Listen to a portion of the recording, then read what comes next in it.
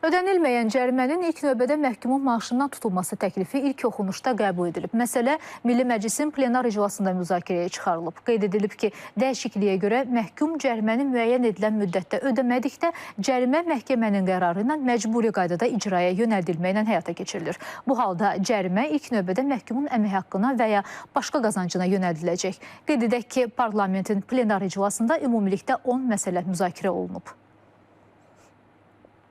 Məhkumun əmək haqqı və başqa qazancı olmadıqda, yaxud məhkumun əmək haqqı və başqa qazancı cərimənin tamamilə ödənməsi üçün kifayət etmədikdə, cərimə məhkumun xüsusi mülkiyyətində olan əmlakına və ya ümumi mülkiyyətdə olan payına yönəldilir. Heç şübhəsiz ki, bu, icra prosesinin operativliyinin artırılmasına və cərimə məbləğinə ekvivalent olmayan əmlaka həbs qoyulmasını və satış zərurətini minimuma endirilməsini təmin edəcək.